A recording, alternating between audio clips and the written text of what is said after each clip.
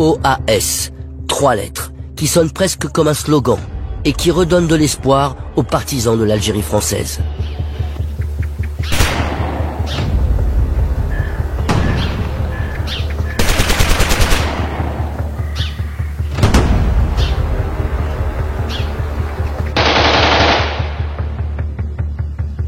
Contre-attentat de l'OAS, action du FLN, négociations difficiles, la guerre d'Algérie, ce sera alors une guerre franco-française, avant d'être la plus douloureuse des décolonisations.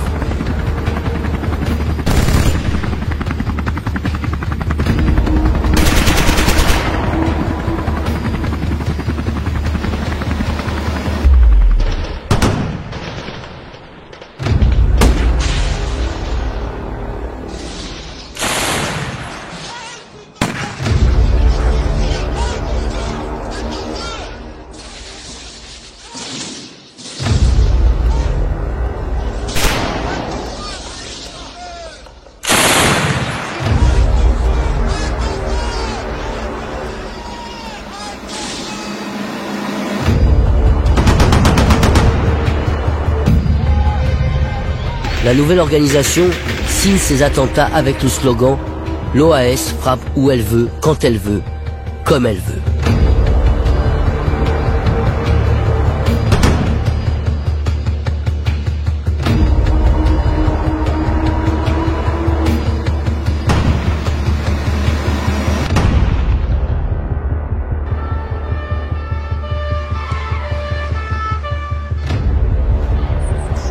En mai 62, chaque jour, des dizaines d'Algériens tombent et autant d'Européens.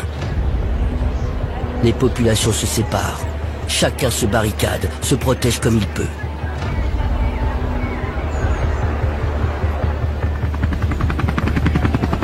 Je considère la ville en état de siège.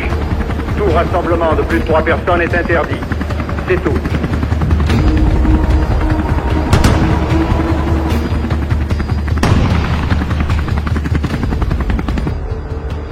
De nombreux renforts ont investi la ville. Le commandement militaire a maintenant à sa disposition des forces suffisantes pour rétablir l'ordre. Le bouclage de certains secteurs névralgiques et des fouilles méthodiques ont permis de retrouver des documents importants et des armes.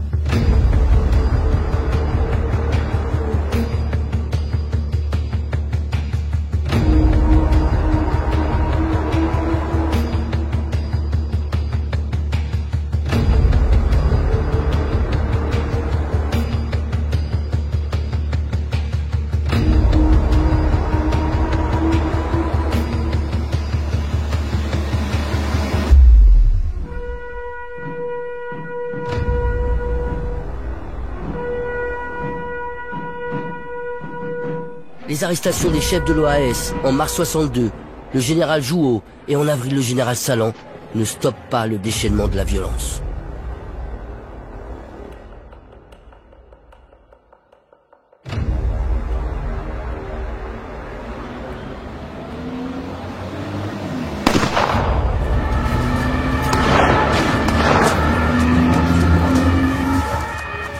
Ainsi, chaque jour, mesure-t-on davantage les graves conséquences de la violence entretenue par l'OAS, qui sème systématiquement la terreur et aussi la haine.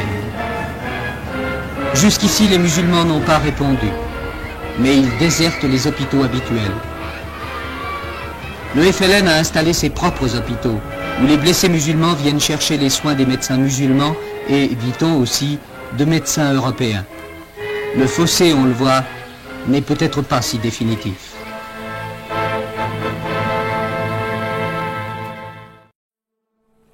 Et justement, au sujet de la grave affaire algérienne, la preuve éclatante de notre unité et de notre volonté, c'est marqué que nous sommes capables de résoudre délibérément un grand problème de notre temps. L'avenir de l'Algérie, où est-il? Il est entre vos mains, vous autres Algériens, de quelque communauté que vous soyez. C'est à vous de faire l'Algérie nouvelle, l'Algérie de demain. C'est à vous tous, autant que vous êtes. Et puisque la communauté musulmane algérienne, dans cette Algérie la plus nombreuse, je lui dis à cette communauté musulmane que c'est elle qu'il appartient de prendre des responsabilités algériennes qui correspondent à sa valeur et qui correspondent à son importance. Et je dis à la communauté de souche française et européenne qui est en Algérie, l'Algérie dont vous êtes vous aussi, les enfants et les habitants. Et puisque tout espoir semble perdu, l'OAS décide de laisser l'Algérie dans l'état où les premiers colons l'ont trouvé en 1830. Ce sera la politique de la terre brûlée. Sans votre participation résolue, sans votre coopération déterminée avec la communauté voisine, il faut, vous, communauté musulmane, vous, communauté d'origine européenne, il faut que vous accordiez.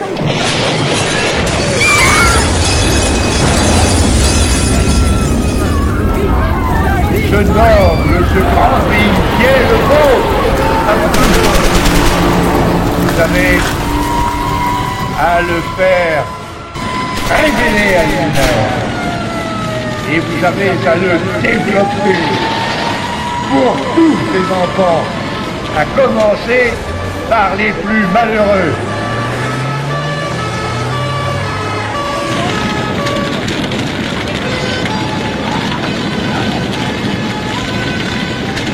La France est prête à continuer à apporter son appui et son concours. Elle le fera sans aucun doute, de tout son cœur. Et elle le fera à la mesure de ce que vous saurez faire vous-même. Je crois que les épreuves en cours doivent aboutir le plus tôt possible à la paix.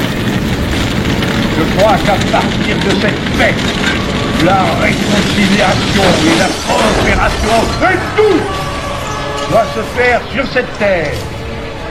Et je crois que pour bâtir votre Algérie de demain, la France sera à vos côtés. Vive l'Algérie et vive la France!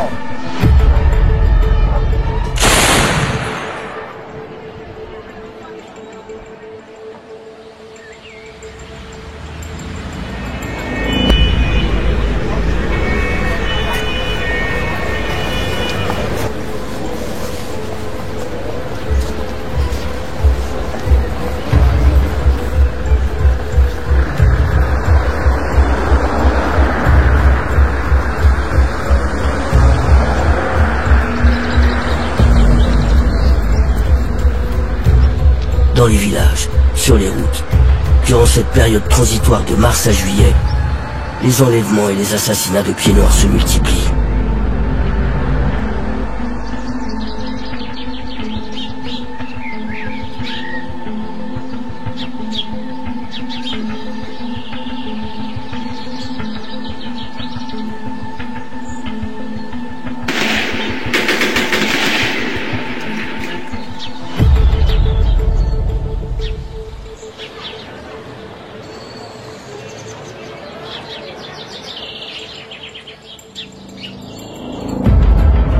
Terrorisés à la fois par les attentats, les enlèvements et par les menaces de l'OAS qui interdit le départ, l'immense majorité des Européens d'Algérie cherchent par tous les moyens à quitter leur pays natal.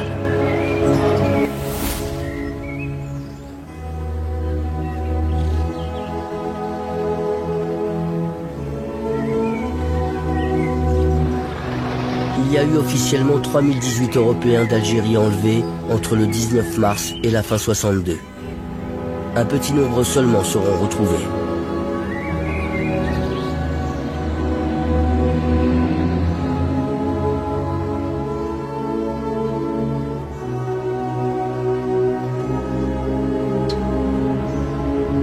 Chaque jour à partir de fin mai, ils sont 10 000 à fuir en portant hâtivement avec eux ce qu'ils ont de plus précieux.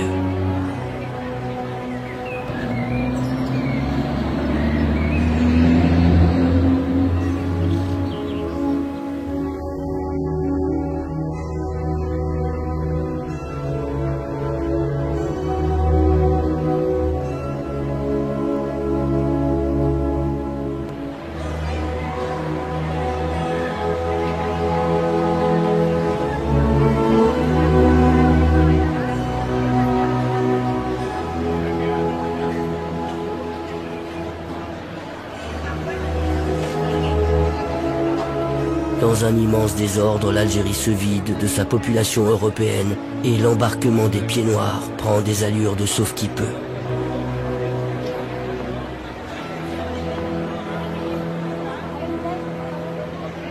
Le gouvernement affirme que ces dizaines de milliers de Français qui fuient les violences ne sont que des vacanciers. Il y a plus de 10 heures qu'on est debout là en train d'attendre. Alors, attendez que vous l'ayez. On est encore mes filles là-bas. Vous l'avez dit ce matin. Mais c'est pour vous demander en septembre. Vous voulez un déménagement qui n'est pas fait encore. Mais Je non. vous l'ai dit. Oh, non.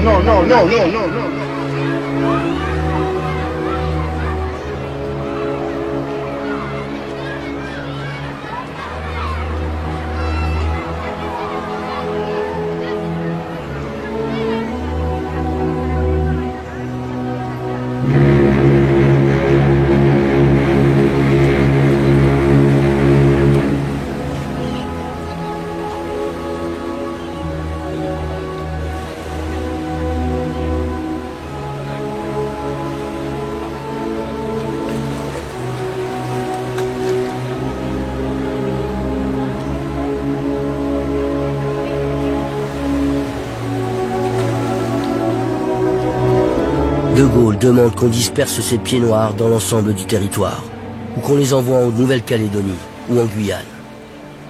Il maintient qu'ils ne seront pas plus de 50 000 à rentrer en métropole. Ils seront finalement 1 million.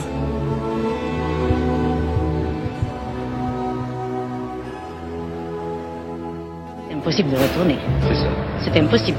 C'est pourquoi les femmes et les enfants viennent. Et comment était la situation au moment de votre départ? Affreuse, monsieur. On ne peut pas dire autre chose.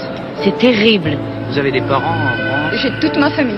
Par conséquent, vous allez décider maintenant. Non, en Algérie. Elle est restée là-bas. Est-ce que vous pensez qu'elle Excusez-moi, viendra vous monsieur. rejoindre?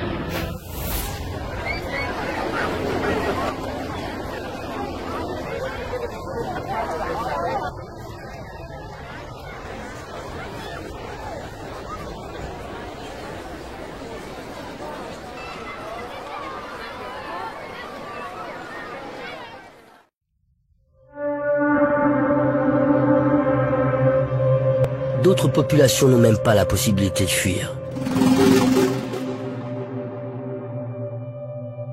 Ce sont les Harkis.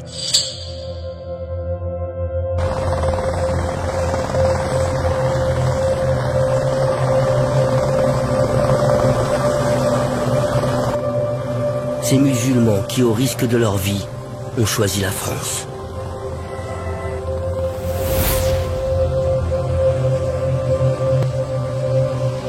Pour le gouvernement français, ce n'est plus qu'une affaire à régler entre Algériens.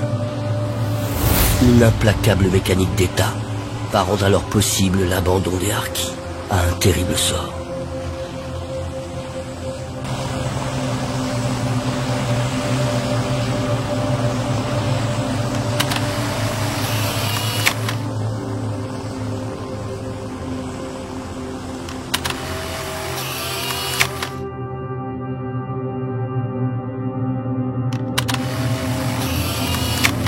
L'émotion devant l'abandon des Harkis gagne l'armée et les pieds noirs.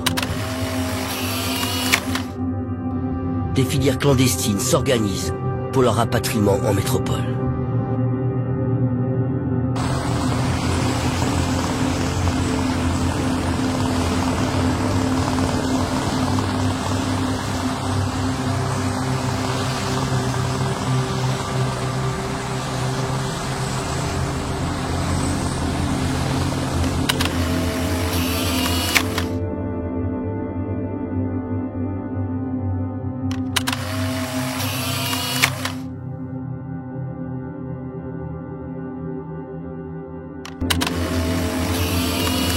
Sur 240 000 Harkis et musulmans engagés dans l'armée française, seulement 80 000 seront accueillis en France avec leurs familles.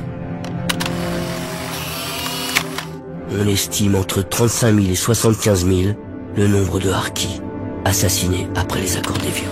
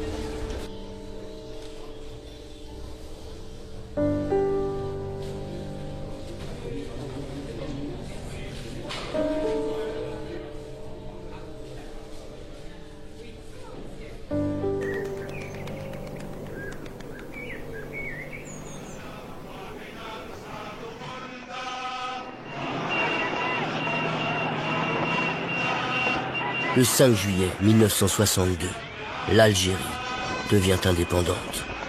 132 ans, jour pour jour après le débarquement de Sidi Ferruch et sa conquête par la France.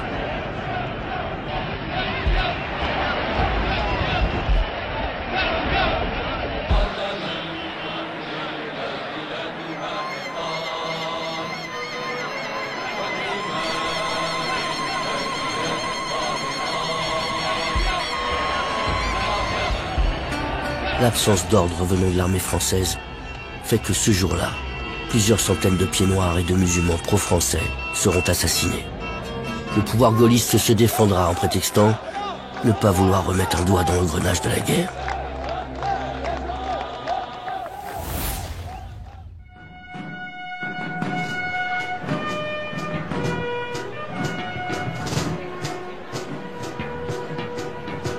Fleur au fusil, tambour battant, il va. Il a 20 ans, un cœur d'amant qui bat. Un adjudant pour surveiller ses pas. Et son barda contre son flanc qui bat. Quand un soldat s'en va en guérilla, dans sa musette son bâton de maréchal. Quand un soldat revient de guerre, il a dans sa musette un peu de linge sale. Parti pour mourir un peu à la guerre, à la guerre. C'est un drôle de petit jeu qui ne va guère aux amoureux. Pourtant c'est presque toujours quand revient l'été qu'il faut s'en aller. Le ciel regarde partir ceux qui vont mourir au pas cadencé. Des hommes, il en faut toujours, car la guerre se fout des serments d'amour, elle n'aime que le son du tambour. Quand un soldat s'en va en guérilla, des tas de chansons et des fleurs sous ses pas. Quand un soldat revient de guerre, il a simplement toute la veine et puis voilà. Simplement toute la veine et puis voilà. Simplement eu de la veine et puis voilà.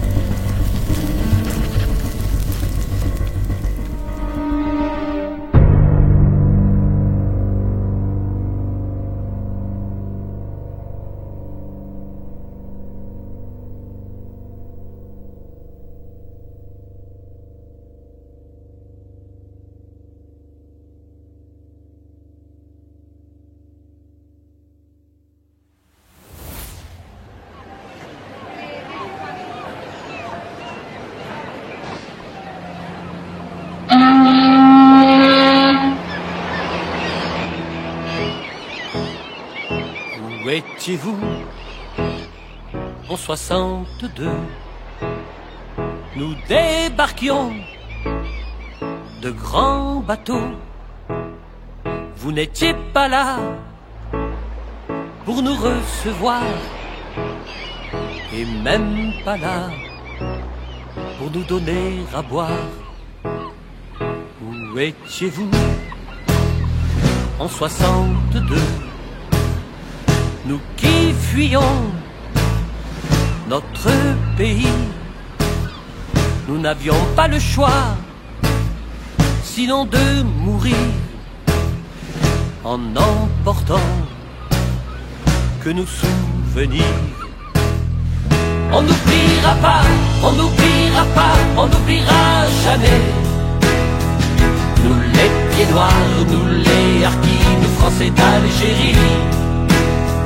On n'oubliera pas, on n'oubliera pas, on n'oubliera jamais ce qu'a fait la France à d'autres Français. On n'oubliera pas, on n'oubliera pas, on n'oubliera jamais. Nous les pieds noirs, nous les harkis, nous Français d'Algérie. On n'oubliera pas, on n'oubliera pas, on n'oubliera jamais